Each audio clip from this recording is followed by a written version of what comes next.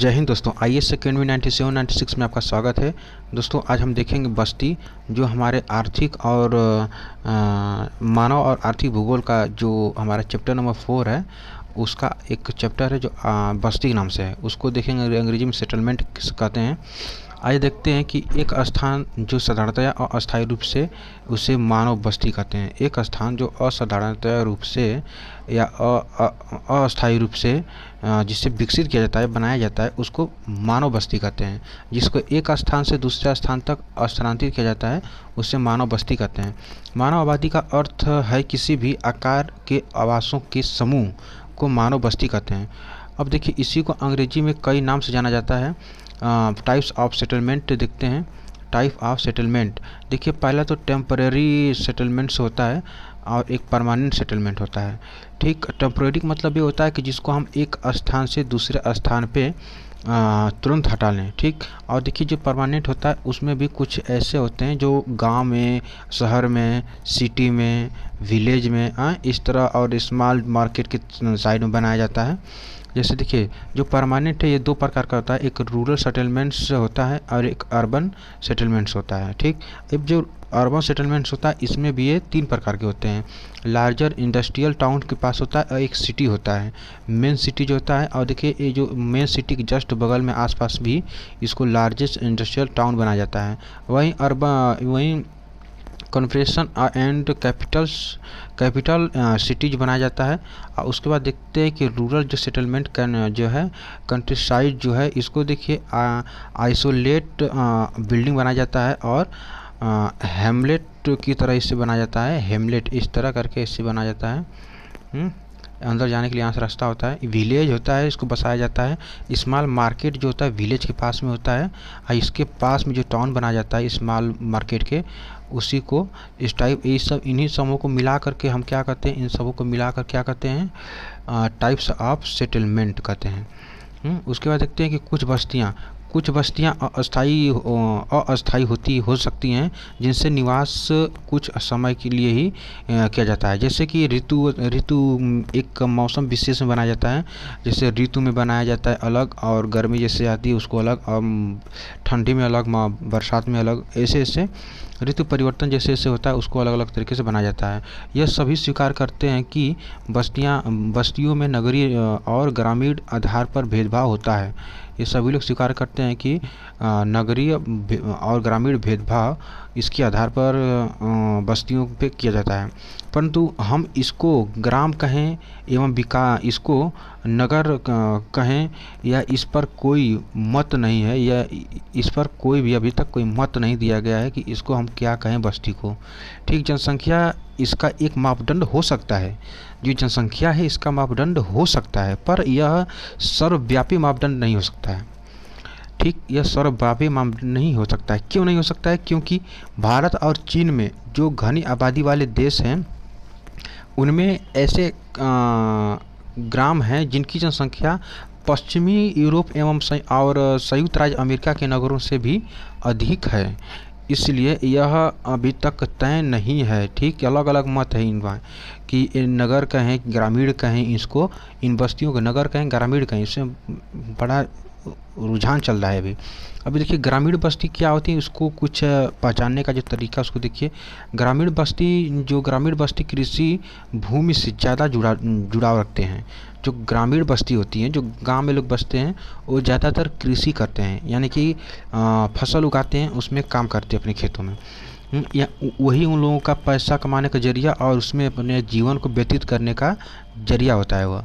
यहाँ के लोग अधिकतर प्राथमिक गतिविधियों में लगे होते हैं, जैसे कृषि, पशुपालन, मछली पकड़ना आदि। इनके प्रमुख व्यवसाय ये होते हैं। कौन? मछली पालन, पशुपालन, अनाज उगाना। ठीक, ये सब चीज़ें। वहीं ग्रामीण बस्तियों का आकार अपेक्षाकृत छोटा होता है। ग्रामीण बस्तियों का जो आकार होता है वो छोटा होता है, बहुत बड़ा नहीं होता है। वहीं देखते हैं ग्रामीण बस्तियों के प्रकार कौन कौन से हैं।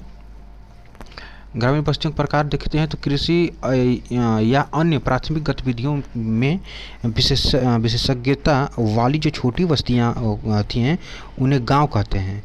ठीक, जो कृषि और अन्य प्राथमिक गतिविधियों में विशेषज्ञता वाली जो छोटी बस्तियाँ होती हैं, उनको गांव के नाम से जानते हैं। वहीं देखते हैं गांव भारत में ग्रामीण बस्तियों को मोटे तौर पर 4 भागों में विभाजित किया जाता है। 4 भागों में विभाजित किया जाता है। देखिए कौन कौन से। पहला है रूरल सेटलमेंट, ठीक, क्लस्टर्ड सेटलमेंट इसको कह सकते हैं, और सेमी क्लस्टर्ड, हमलेटेड, और देखिए डिस्पर्सेड तो होता है। देखिए गुच्छी बस्तियां जो होती हैं वो इसको में आज ये देखते हैं। पहला जो गुच्छी बस्तियां, इस प्रकार की बस्तियों में मकान एक दूसरे से के समीप बनाए जाते हैं। जो इस तरह की बस्तियां होती हैं, देखिए ये दिखाया गया है, गुच्छी एवं बस्तियां जो क्या है कि संतृप्त और बस्तियां जो बनाया गया है इसमें दिखाया गया है। देखिए इस तरह बनाया जाता है। जो गुच्छी बस्तियों का मतलब कि एकदम सटे हुए होते हैं इस तरह। इसकी सामने से रोड गई होती है और उसके जस्ट सामने भी एक मकान होता है इसी तरह। एकदम सटे होते हैं। एक घर मतलब कि बहुत ज़्यादा डिफरेंट नहीं होता है, उसी तरह होता है, ठीक। इस प्रकार की बस्ती में रहने का क्षेत्र आसपास के खेतों और खलिहान या चारागाह से अलग होते हैं। सॉरी। जो इस तरह की यानी गुच्छी जो बस्तियां होती हैं उनके खेत अलग होते हैं, खलिहान अलग होते हैं, चारागाह अलग होते हैं। मतलब कि खेत अलग होते हैं और रहने सोने बैठने उठने का जो एक साइड होता है, वहीं चारागाह वाला क्षेत्र जो है एक साइड होता है। उसी को हम गुच्छी बस्ती कहते हैं। देखिए इनके निकट निर्मित क्षेत्र और इनके बीच की सड़क कुछ पहचानने योग्य पैटर्न या ज्यामिति के आकार का होता है। ज्यामिति के आकार का होता है। अभी आपको बताया ना कि इस तरह घर होता रहता है, एकदम सटा घर रहता है, इनके बीच में एक रोड गया रहता है, फिर यहाँ पे घर बनाए देते हैं लोग इसे सटा। इसी को कहा जा रहा है पैटर्न और ज्यामिति आकार की होती है। और ऐसे में और ऐसा ही नहीं है, अब इसके पीछे भी ऐसे बना देते हैं लोग, इसके फिर यहाँ पे घर बना देते हैं, फिर यहाँ से मुड़ करके ऐसे आता है रोड, फिर ये रोड आकर यहाँ पे इसी में आके मिल जाता है। इस तरह बनाते हैं, ठीक। वहीं देखिए ऐसी बस्तियों को आमतौर पर उपजाऊ जलोढ़ मैदानों और उत्तर पूर्वी राज्यों में पाई जाती हैं। कभी कभी नदी घाटियों के साथ विकसित होती हैं। यह कई समुदाय मिलकर रहते हैं। यहाँ पे एक समुदाय नहीं रहता है, उनके व्यवसाय भी समान ही होते हैं, एक तरह होते हैं। यहाँ पे हर एक मतलब कि जो जैसे कई समुदाय हैं उनको मिला करके एक गांव बनाते हैं। उनकी जो व्यवसाय हैं, कपड़ा बुनना, खेती करना, मार्केट करना, मतलब कि पशुपालन, मछली पालन, ऐसे हो गया, मुर्गी पालन हो गया, और सब चीज़ें हो गया। इनके सब व्यवसाय या इनका जो प्राथमिक क्रिया है सब एक तरह होता है। और ये अपना बना करके सामुदायिक जो गांव की बाज़ार है, मार्केट है, वहाँ पे इसको सप्लाई बेचते हैं। कई समूह मिलकर रहते हैं और इनका जो व्यवसाय होता है एक जैसा होता है। और देखिए जो अर्ध गुच्छित बस्तियाँ होती हैं वो कैसी होती हैं। अर्ध गुच्छित बस्तियाँ परिचित बस्ती में बसने की प्रवृत्ति का परिणाम है, ठीक। और वहीं पे अधिक ऐसा प्रारूप बनी जो होता है कि बड़े सतह वाले गांव के संतृप्त अथवा विखंडन के परिणाम स्वरूप भी उत्पन्न हो सकते हैं। ऐसी वस्तुओं गुजरात और दिल्ली में, राजस्थान में हिस्सों में फैली हुई हैं, बहुत ज़्यादा वहाँ पे मिलता है देखने को। और देखिए वहीं पे पल्ली बस्तियाँ कैसी होती हैं। पल्ली बस्तियाँ तो इन इकाइयों को देश के विभिन्न हिस्सों में स्थानीय रूप से पन्ना, पाड़ा, पाली, नगला आदि के नाम से जाना जाता है, ठीक। वहीं गांव के विभाजन और अक्सर सामाजिक जातीय कार्य से प्रेरित होते हैं ये लोग। कौन? ये पल्ली बस्तियां होती हैं। मतलब कि ये विभाजक और अक्सर ये जो सामाजिक और जाति बिरादरी वाला बात होती है, इनसे क्या होते हैं, ये लोग अक्सर प्रेरित होते हैं, ठीक। वहीं पर देखिए प्रकीर्ण और बस्ती की बात करते हैं जो आइसोलेटेड होते हैं। भारत में प्रकीर्ण बस्तियां सुदूर जंगलों या ढलान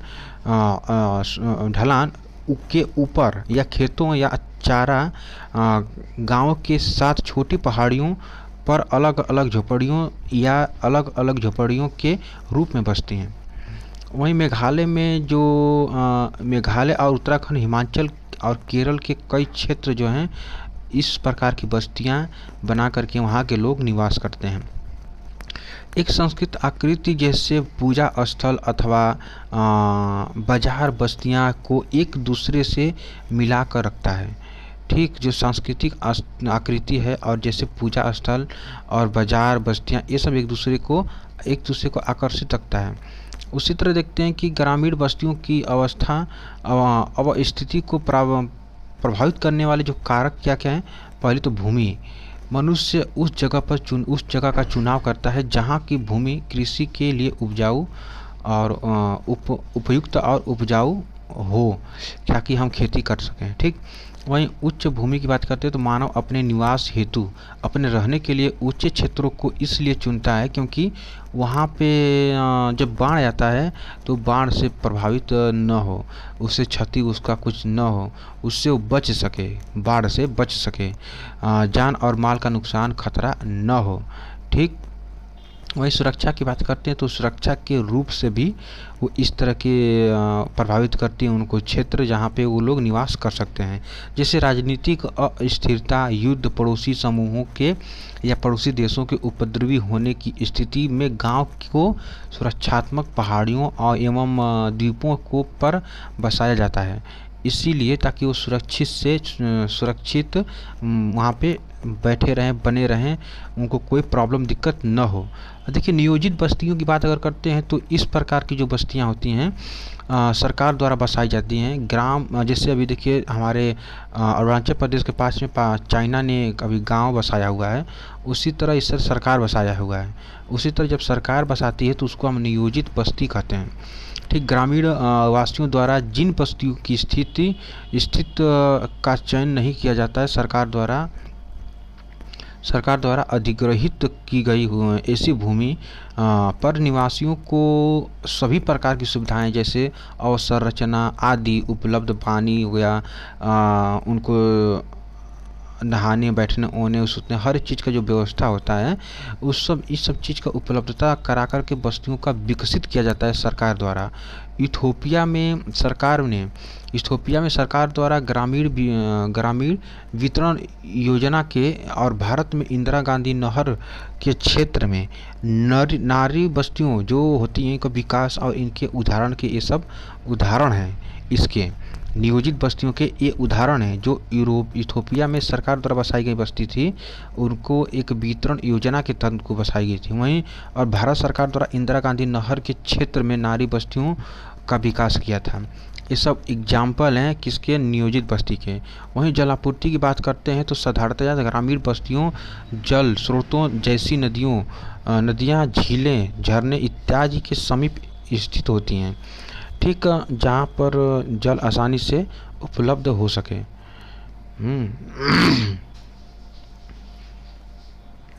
अब देखिए, वहीं पर कभी कभी ऐसा होता है कि जल की आवश्यकता लोगों को सुविधाजनक स्थानों जैसे दलदल से घिरे द्वीप या नदी किनारों से के निचले क्षेत्रों में बसने के लिए मजबूत करते हैं, उसको बनाते हैं भूमि को। कृषि भूमि को सिंचित करने के लिए नदियों, झीलों का उपयोग करते हैं ये लोग। वहाँ के निवासी इन्हीं जलों स्रोतों से भोजन के लिए मछली पकड़ते हैं और नदियाँ, झीलों से जल यातायात के लिए नावों का उपयोग करते हैं। जैसे नदी हो गई, देखिए बनाया है, जैसे यहाँ पे दिखा रहा है कैसे पहाड़ी क्षेत्र में बनाया है घर। वैसे गृह निर्माण सामग्री की बात करते हैं तो मानव बस्तियों के विकास के लिए गृह निर्माण सामग्री की उपलब्धता भी एक बड़ा कारक ही बन सकता है। जहाँ आसानी से लकड़ी, पत्थर आदि का प्राप्त होता है, वहीं प्राचीन गाँवों को वनों को काट कर बनाया जाता था और लकड़ी बहुतायत मात्रा में वहाँ से वनों काटा जाता था तो प्राप्त होता था, उसी से घर बना लिया जाता था। ग्रामीण बस्तियों के पैटर्न की बात करते हैं तो रैखिक प्रतिरूप जो होता है, इस प्रकार की बस्तियों में मकान जो सड़कों, रेल लाइनों, नदियों, नहरों, घाटी के किनारे अथवा तटबंध पर स्थित होते हैं। ठीक। कोई यातायात की बात करते हैं तो प्रतिरूप जो होता है, प्रतिरूप ग्रामीण बस्तियों का जो प्रतिरूप समतल क्षेत्र और या चौड़ी पर्वतीय घाटियों में पाया जाता है। इसमें सड़कें आयताकार होती हैं, जो एक दूसरे को काटती हैं समकोण पे, ऐसे या ऐसे भी काट सकती हैं। ठीक, देखिए बताया गया यहाँ। उसी तरह वृत्ताकार की बात करते हैं। देखिए वृत्ताकार, ये देखिए काटा हुआ है वृत्ताकार यहाँ। इस प्रकार के गांव झीलों, तालाबों और क्षेत्रों, इन सब के क्षेत्रों में चारों ओर से बस्ती बस जाने से विकसित होते हैं। कभी कभी ऐसा होता है कि गांव को इस योजना से बसाया जाता है कि उसका मध्य भाग खुला रहे, उसमें पशुओं को रखा जाता है ताकि वे जंगली जानवरों से सुरक्षित बच सकें। अब देखिए चौथा है कि तारे के आकार का जो प्रतिरूप होता है, जहाँ कई मार्ग होते हैं, इस तरह होते हैं। अभी आप लोग को देखे होंगे उसमें इस तरह के मार्ग होते हैं, कई मार्ग होते हैं, उसमें मिले होते हैं। उन मार्गों के सहारे मकान बन जाते हैं। यहाँ पे मकान बन गया, यहाँ बीच में रास्ता हो गया, यहाँ मकान हो गया, यहाँ मकान हो गया, यहाँ हो गया, ऐसे, फिर ऐसे मकान, ऐसे ऐसे ऐसे ऐसे ऐसे मकान, ऐसे इसके साइड मकान, इस तरह मकान बन जाते हैं। वहाँ तारे के आकार की बस्तियाँ विकसित होती हैं, इसको कहते हैं। अब देखिए पांचवा जो है टी आकार का बस्ती होती है, ऐसे टी आकार की वाली जो बस्ती होती है, यानी कि जो मुख्य सड़कें हैं और यहाँ की इसकी साइड में घर बस गए, यहाँ पे घर बस गए, ऐसे होता है। देखिए दी गई आकार की जो बस्तियाँ हैं वो सड़कों के तिराहे के पर विकसित होती हैं, जबकि वाई आकार की बस्तियाँ होती हैं, यानी कि जो इस तरह की होती हैं, इस तरह की, इसके साइड में घर बना देते हैं, ऐसे ऐसे लोग रहते हैं। ठीक, उसको वाई आकार की बस्तियाँ कहते हैं।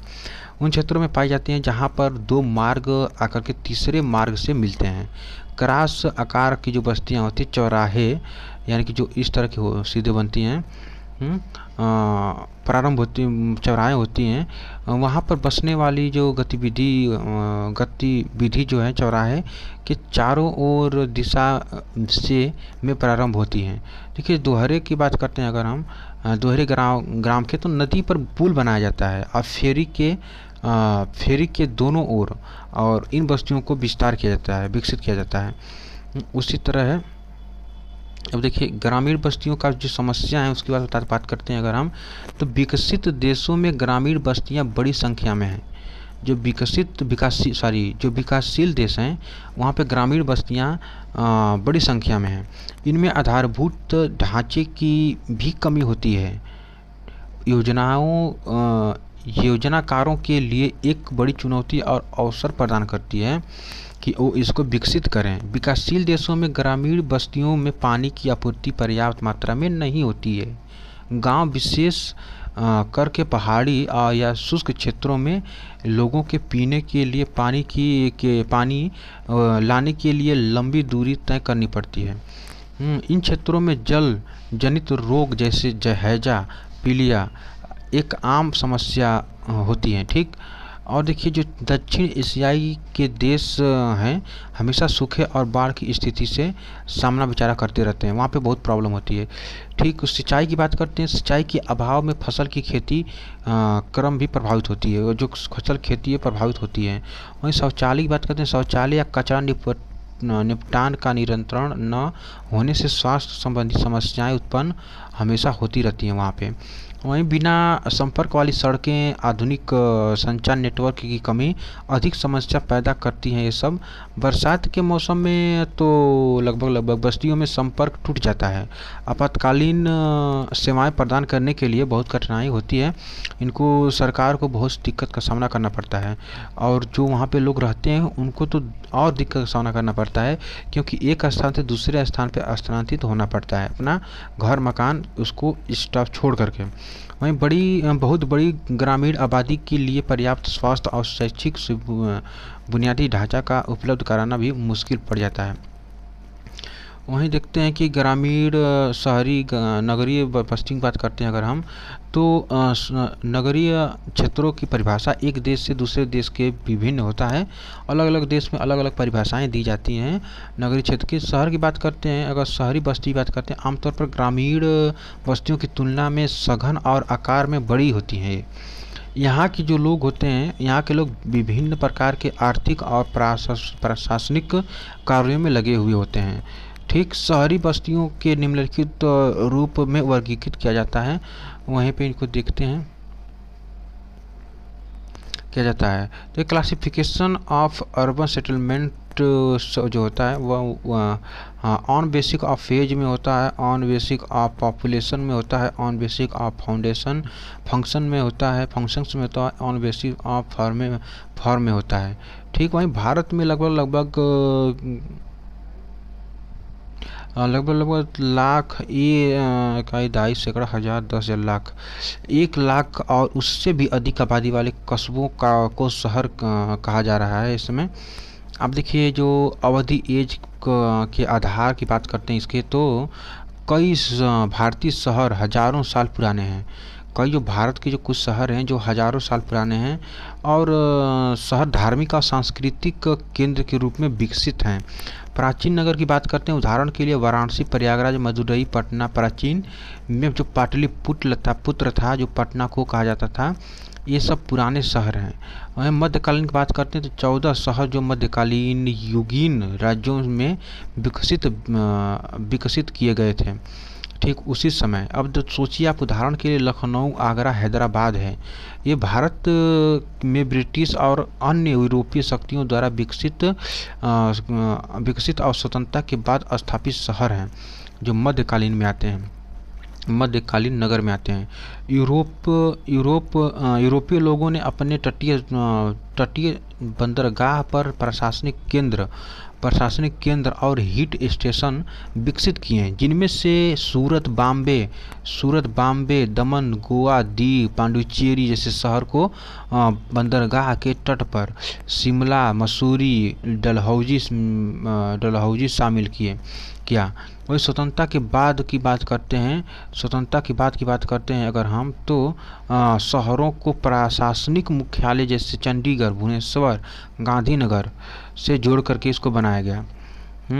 और देखिए, गांधीनगर, दिसपुर आदि औद्योगिक केंद्र जैसे दुर्गापुर, भिलाई, सिंदरी, बरनौर जैसे क्षेत्रों को बसाया गया के रूप में विकसित किया गया। अब देखिए, जो आधुनिक नगर हैं, कुछ पुराने शहरों को दिल्ली के आसपास गाजियाबाद, रोहतक, गुरुग्राम जैसे महानगरीय शहरों में के आसपास विकसित किया गया। नगरों नामांकन के आधार पर बात करते हैं अगर हम, तो लगभग भारत की जनगणना जनसंख्या के आधार पर शहरी केंद्र को 6 वर्गों में विभक्त किया जाता है। देखिए, क्लास 1 टाउन 1 लाख जनसंख्या पर, और क्लास 2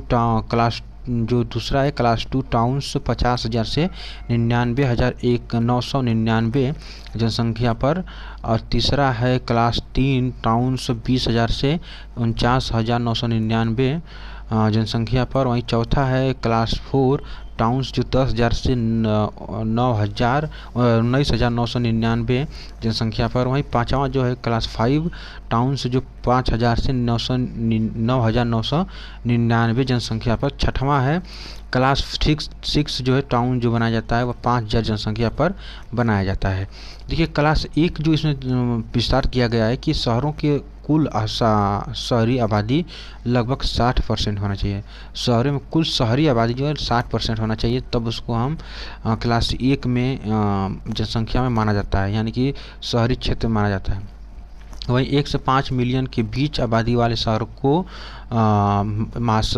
महानगरीय शहर कहा जाता है। 5 मिलियन से अधिक को मेगा सिटी के नाम से जाना जाता है। महानगरीय और मेगा शहरों के अधिकांश शहरी समूह की बात अगर करते हैं हम, तो देखिए इसमें बताया गया है कि कैसे क्या है। 1, 2, 3, 4, 5, 6 इसमें बताया गया है। यहाँ पे ऐसे हैं, डाटा है, इसको देख लीजिएगा। आइए देखते हैं सेकेंड, शहरी संकुलन की बात करते हैं तो एक शहरी समूह निम्नलिखित तीन संयोजन में से कोई एक हो सकता है।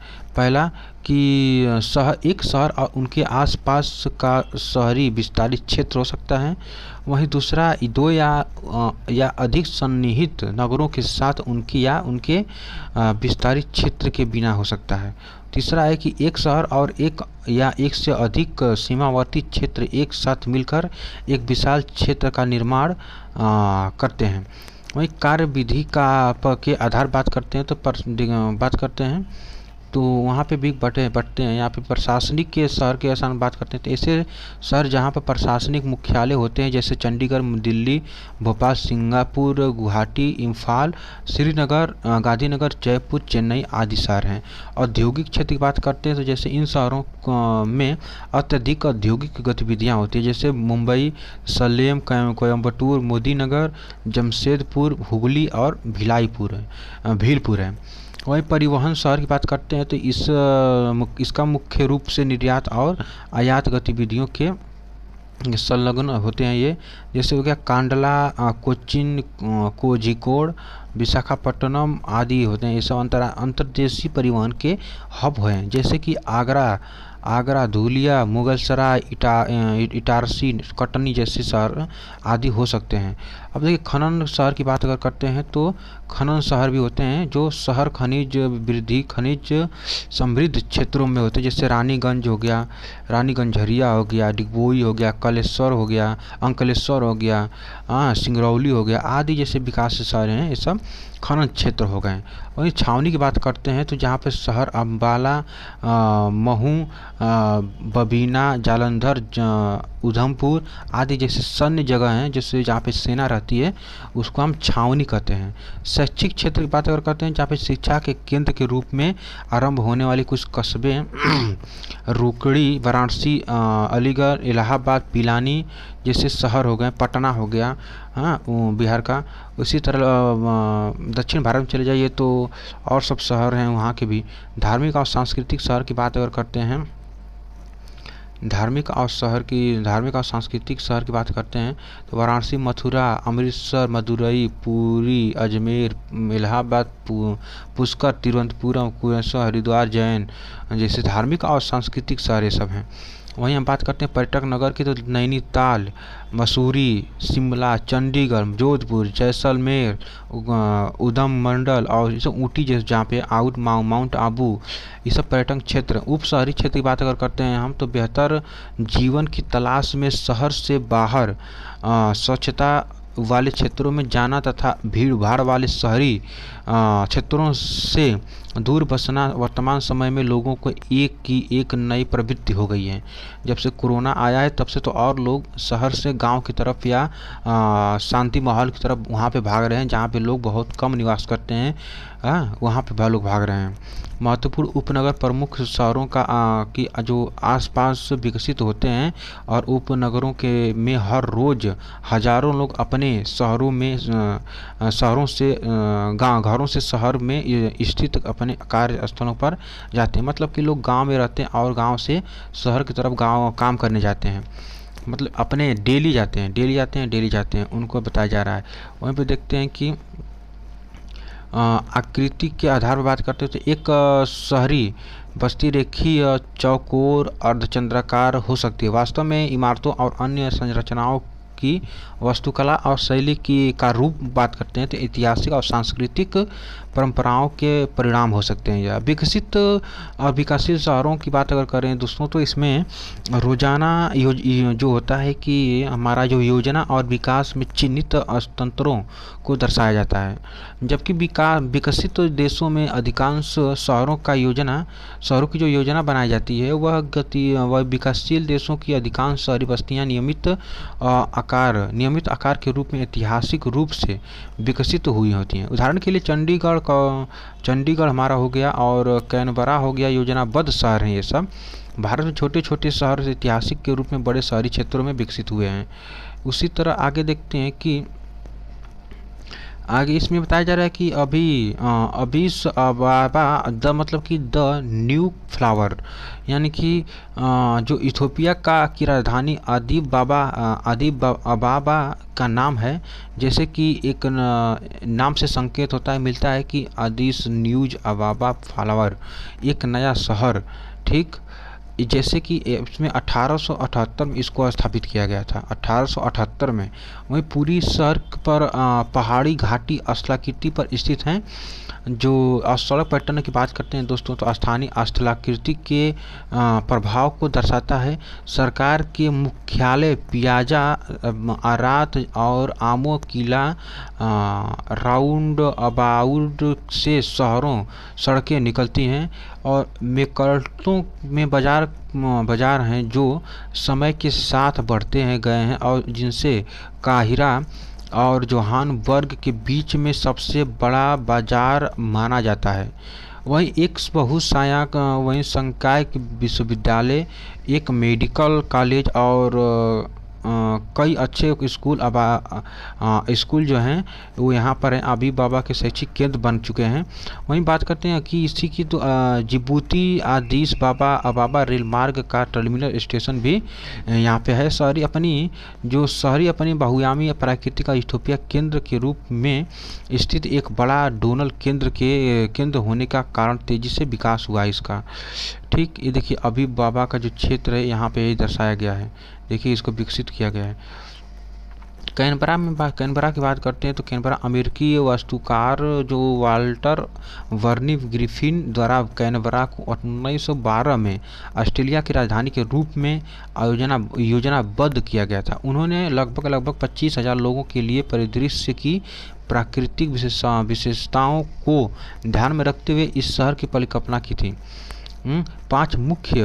पांच मुख्य केंद्र होने थे, जिनमें से प्रत्येक में अलग अलग शहरी कार्य करने वाले थे या कराए जाने वाले थे, जिसमें से पिछले कुछ दशकों के दौरान कई शहरों में छोटे शहरों का समायोजन हुआ है, जिनके अपने केंद्र हैं। शहर में कई खुली जगहें हैं जहाँ पे कोई पार्क या बगीचे हैं, ऐसे बनाए गए हैं। जैसे कि कैनबरा शहर है, देखिए यहाँ पे दिखाया जा रहा है, कैनबरा शहर को विकसित किया गया है। विश्व स्वास्थ्य संगठन के अनुसार स्वास्थ्य शहर में होना क्या आवश्यक है। देखिए स्वास्थ्य शहर के सुरक्षित वातावरण होना चाहिए, और निवासी वहाँ के उनको मूलभूत आवश्यकताओं को पूरा करना चाहिए। वहीं स्थानीय सरकार के समुदाय को शामिल करता है, और वहीं देखिए इसमें बताया जा रहा है कि स्वास्थ्य सुविधा सबसे बेस्ट होनी चाहिए यहाँ पे। वहीं शहरी बस्तियों के प्रकार की बात करते हैं, पहला दिखाया जा रहा है कि नगर, जो शहर की अवधारणा को गांव के संदर्भ में सबसे अच्छी तरह से समझा जा सकता है।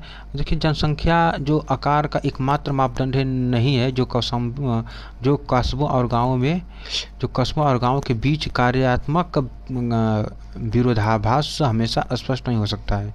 लेकिन शहरों में विशिष्ट कार्य जैसे कि विनिर्माण, खुदरा और थोक व्यापार संबंधी पेशेवर सेवाएं मौजूद होती हैं। वहीं भारतीय जनगणना की बात करते हैं, 1991 में शहरी बस्तियों की इस प्रकार परिभाषित करती है कि सभी स्थान जहां पर नगर पालिका निगम, छावनी बोर्ड या अधिसूचित नगर क्षेत्र सीमित होते हैं और उनकी न्यूनतम जनसंख्या 5,000 होती है, कम से कम 75% पुरुष श्रमिक हैं, जिसे गैर कृषि कार्यों में लगे हुए हैं, वहाँ से कम 400 व्यक्ति वर्ग किलोमीटर की आबादी में घनत्व शामिल किया जाता है। ठीक, वहीं हम देखते हैं अगर नेक्स्ट तो दूसरा जो शहर की परिभाषा में इसको क्या कहा जा रहा है। शहर ऐसे शहर जहाँ ऐसे शहर को एक अग्रणी शहर माना जाता है या माना जा सकता है जिसमें अपने स्थानीय या क्षेत्रीय प्रतिबंधियों को पीछे छोड़ दिया हो। कस्बों की तुलना में शहर बहुत विशाल होते हैं। जो कस्बे की तुलना में होता है, कस्बा छोटा होता है, इस शहर की बात करें शहर काफ़ी बड़ा होता है। ठीक, और आर्थिक गतिविधियों की संख्या भी अधिक होती है। इनके पास परिवहन टर्मिनल या और प्रमुख वित्तीय संस्था और क्षेत्रीय प्रशासनिक कार्यालय होते हैं। जो आबादी 1 मिलियन और आंकड़ा पार करती है तो उसे मिलियन सिटी के रूप में नामित किया जाता है। वहीं बात करते हैं कि उपनगरीय विस्तार क्या होता है। तो उपनगरीय के विस्तार की बात, उपनगरीय विस्तार शब्द जो 1915 में पैटर्ब गेडेज द्वारा दिया गया था और शहरी विकास की एक बड़े क्षेत्र पर इसे लागू किया गया था, जो मूल रूप से अलग अलग शहरों और या शहरों के विलय के परिणाम स्वरूप हुआ। ग्रेटर लंदन, मैनचेस्टर, शिकागो और टोक्यो के इसके उदाहरण हैं। अब देखिए इसमें जो चौथा है जो शहर की बात कहा जा रहा है, उसमें देखते हैं जो महानगर के नाम से जाना जाता है। इसका जो नामकरण किया था, इसका शब्द मतलब कि इसका अर्थ होता है महानगर का कि महान शहर। ठीक, इसका सबसे पहले लोकप्रिय जीन गार्टमैन 1957 में इसको नामकरण इसका किया था। वहीं यूएसए में वाशिंगटन के उत्तर में जो बोस्टन से लेकर के दक्षिण में शहरी परिदृश्य महानगर का सबसे अच्छा इसका उदाहरण उन्होंने दिया था। कौन? जीन गार्टमैन 1957 में इन्होंने इसका नामकरण किया था कि इसका महानगर का। वहीं बात करते हैं कि लाख से अधिक जो शहर होते हैं, 2011 की जनगणना के अनुसार भारत में 46 मिलियन से अधिक शहर थे जिनमें मुंबई, दिल्ली, कोलकाता की आबादी लगभग 10 मिलियन से अधिक मापी गई थी। वहीं शहरी बस्तियों की समस्या की बात अगर हम करते हैं दोस्तों, तो समस्या जो आर्थिक समस्याएं पहले होती है, तो आर्थिक समस्याएं पहले होती है जो ग्रामीण के साथ साथ विकासशील देशों के छोटे छोटे शहरों और क्षेत्रों में रोजगार की घटते अवसर की आबादी को लगातार शहरी क्षेत्रों में प्रवास करने के लिए मजबूर कर देती है। वहीं विशाल प्रवास की आबादी की बात करते हैं तो गैर कुशल और अर्धकुशल श्रम शक्ति का एक समूह उत्पन्न करती है जो पहले से ही शहरी क्षेत्रों में विद्यमान होती हैं। ठीक, देखिए बस्ती जो आर्थिक समस्याएं बड़ी घातक समस्या है। लोगों को हर चीज़ खरीदने के लिए आज प्रेजेंट टाइम में पैसे की आवश्यकता है। अब पैसा आएगा कहाँ? जब तक कोई काम नहीं करेगा पैसा आएगा कहाँ से? अब पैसा कमाने के लिए गांव में जब कोई रोजगार नहीं है तो गांव से शहर की तरफ लोग जाते हैं। अब शहर में क्यों जाते हैं? शहर में रोजगार के लिए जाते हैं ताकि हम पैसा अर्निंग या कमा सकें, ताकि घर बेच सकें और घर की जो परिस्थिति हैं उसमें सुधार लाया जा सके। वहीं सेकेंड देखते हैं, दूसरा है सामाजिक सांस्कृतिक समस्याएं भी होती हैं। लोगों को एक दूसरे के यहाँ से एक जगह से दूसरे स्थान पर स्थानांतरित होने में या वहाँ से हटने में। विकासशील देशों के शहर कई सामाजिक बुराइयों से पीड़ित होते हैं, जो अपर्याप्त वित्तीय संसाधन, विशाल आबादी की बुनियादी आवश्यकताओं की पूर्ति हेतु पर्याप्त सामाजिक बुनियादी ढांचा उपलब्ध कराने में विफल रहते हैं। वहीं बात करते हैं, देखिए वो सेकेंड है तो नेक्स्ट है उपलब्ध शैक्षणिक और स्वास्थ्य सुविधाएं शहरी ग्रामीण की पहचान होती हैं के परे होती हैं। ठीक, वहीं स्वास्थ्य सूचकांक भी विकासशील देशों के शहरों में एक चिंतित कर देने वाली तस्वीर पेश करते हैं। रोजगार और शिक्षा में कमी की उपलब्धता ही भी इसमें सबसे बड़ी समस्याएं हैं। जो कि शहर क्षेत्र में पुरुषों को अधिक प्रवास करने के लिए मजबूर करती है। इन शहरों में लिंग अनुपात की प्रवृत्ति भी विकृति भी करती हैं। ठीक, पर्यावरण संबंधित चिंता की बात अगर करते हैं, पर्यावरण से संबंधित चिंता की बात करते हैं तो संयुक्त राष्ट्र विकास कार्यक्रम के अनुसार ठीक भारत